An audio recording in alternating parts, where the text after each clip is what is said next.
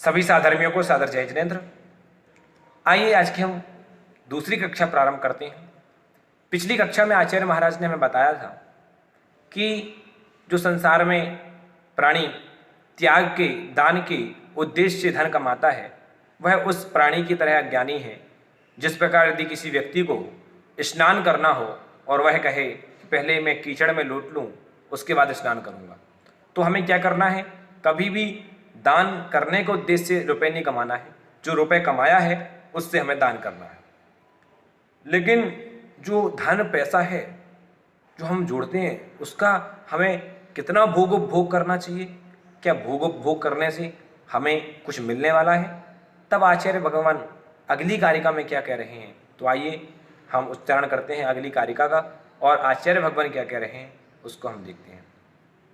आरंभे तापकान प्राप्त व तृप्ति प्रतिपादकान अन्ते सुदुस्त्यजान कामान कामम कह सेविते शुधि कामम कह सेविते शुधि। आइए एक एक शब्द से अर्थ को लगाएं। आरंभी तापकान प्राप्त, आरंभ में यानी प्रारंभ में, तापकान यानी संताप देने वाले। प्रारंभ में जो भोग हैं, जो भोग की सामग्री हैं वो हर क्षण हमारे लिए कष्टकारी है। तो क्या बता रहे हैं आचार्य भगवान कि आरंभी प्रारंभ में, तापकान यानी संताप को देने वाली, प्राप्त यानी प्राप्त हो जाने पर, क्या है प्रारंभ में संताप से प्राप्त होने पर कि जो धन सामग्री होती है हम कितना परिश्रम करते हैं तब जाकर के भोग उपभोग की सामग्री हम जुटा पाते हैं। पूरा हम जिंदगी लगा देते हैं एक मकान बनाने में। तो क्या कह रहे हैं कि आरंभे प्रारंभ में तापकान प्राप्त, बड़े संताप से प्राप्त होने वाली, और आतृप्ति प्रतिपादकान, और प्राप्त हो जाने पर आतृप्ति तृष्णा को प्रतिपादकान बढ़ाने वाली। जो भोग उपभोग है वो कैसे हैं कि प्रथम में तो बहुत ही कठिनाइयों से प्राप्त होते हैं, उसके बाद जब प्राप्त हो जाते हैं तो क्या है आतृप्ति तृष्णा को बढ़ाते हैं। हम जितनी ज़्यादा वस्तु इकट्ठी करते हैं उससे ज़्यादा हमारी तृष्णा बढ़ती जाती है। जितना हम भोगों का भोग करते हैं उतनी ज़्यादा हमारी और उसके प्रति आसक्ति का भाव बढ़ता जाता है। भोगों को इतना भोगा कि खुद को ही भोग बना डाला। किस जीव ने जाने इतना भोग भोगा कि खुद को भी भोग का साधन बना लिया। दिन रात मेहनत करता है, न जाने पूरा उम्र इसी भोग सामग्री को इकट्ठा करने में बिता देता है, लेकिन फिर भी उसको भोग नहीं पाता।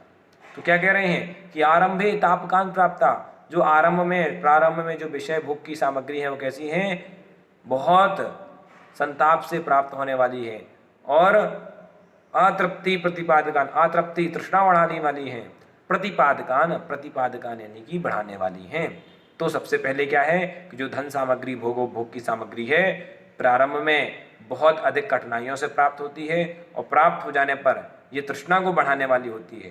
अंत यानी अंत में सुदुस्त्य जान का मान, सुदुस्त्य यानी बड़े कठिनाइयों से, बड़ी कठिनाई से, क्या है अंत्य सुदुस्त्य जान का मान, अंत में सुदुस्त यानी कि बड़ी कठिनाइयों से, कामान यानी विषय भोग जो हैं उन विषय भोगों को जो क्या है छूटने वाले होते हैं, जो अंत में बड़ी कठिनाई से छूटने योग्य हैं। ये कठिनाई से छूटते हैं। जो विषय भोग हैं वो उनमें हम इतने लिप्त हो जाते हैं कि जब किसी को हमें कुछ चीज़ देना पड़ता है तो हम कितनी बार विचार करते हैं। यदि हमें कहीं पर दान देना हो तो हम 100 बार विचार करते हैं कि दें या ना दें। तो अंत में जो विषय भोग की सामग्री है उसके प्रति हम इतने आसक्त हो जाते हैं कि जब वो जाती है तो हमें बहुत ज़्यादा दुख होता है, बहुत ज़्यादा कठिनाई होती है।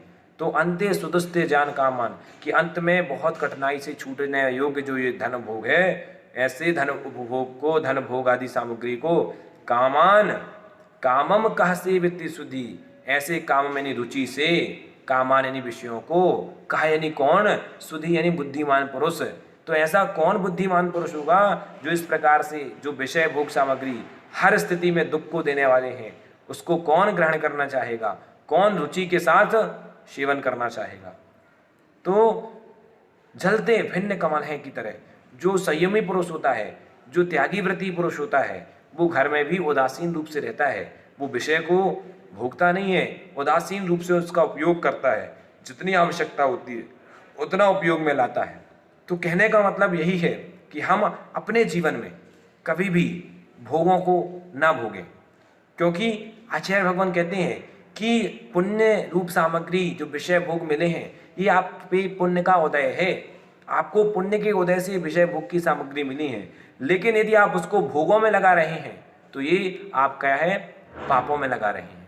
तो पुण्य को हम पाप में लगा रहे हैं। पुण्य मिलना पुण्य है, लेकिन उसका भोग करना ये पाप है।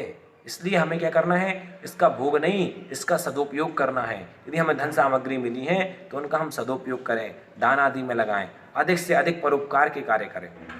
तो आज आचार्य महाराज यही कह रहे हैं कि जो धन भोग है वो कैसे हैं, प्रारंभ में संताप को देने वाले हैं, प्राप्त हो जाने पर तृष्णा बढ़ाने वाले हैं, और अंत में बड़ी कठिनाई से छूटने वाले ये जो विषय भोग हैं, इनको कौन बुद्धिमान पुरुष सेवन करेगा, अर्थात कोई नहीं करेगा।